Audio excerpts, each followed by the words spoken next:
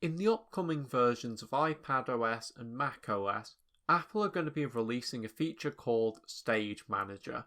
Essentially, it's a new multitasking system for Macs and iPads, whereby apps are grouped together and you can have multiple apps filling the screen at once. Sounds like a pretty neat feature overall. Despite what the title of this video says, I actually think that it's pretty cool. In fact, it's something that iPad users have wanted for years.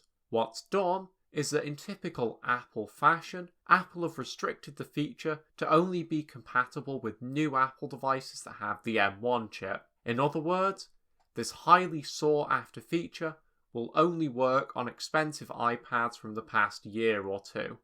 Absolutely unbelievable. According to Apple, the reason why older iPads are locked out of Stage Manager is that the feature requires the performance that's delivered by the M1 chips. But this is obviously nonsense, since all Stage Manager is a fancy multitasking system. You know, multitasking, that thing that home PCs have been doing since the 90s, yeah.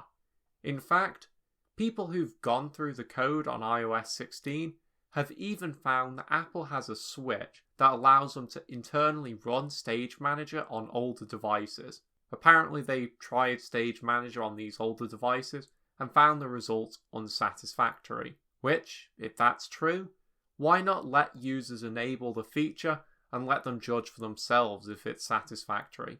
Again, this whole thing really is just unbelievable. The only glimmer of hope here is that maybe one day we'll have a jailbreak tweak to enable the feature. What this all comes down to is this: Apple aren't your friend, and they're never going to be. They'll do everything possible to make a little bit of extra money, and I assume that this is just another way to force people to buy new iPads, something that Apple probably desperately needs due to declining iPad sales. The consequences of this extend far beyond Apple scamming customers though. Just think of all the e-waste that's going to be generated when iPads are prematurely thrown out. Again, unbelievable. iPads have really reached the point where the hardware is totally capable of doing anything that you might want to do with the software. An iPad from 2018 or earlier is still blisteringly fast today for iPad tasks.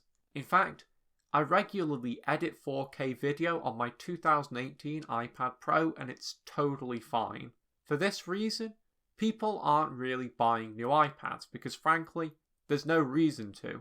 Apple haven't added anything to the iPad that makes it worth owning. So, Apple being Apple, they have to artificially force people to want new iPads.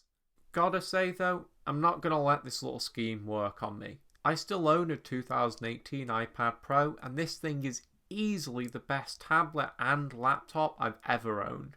It's unbelievably fast and can still do everything that I need it to do at lightning fast speeds.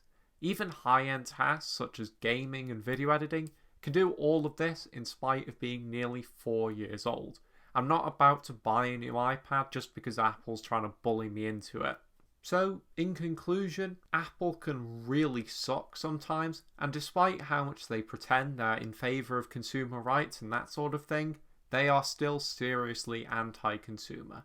There's not really anything to say beyond that, is there?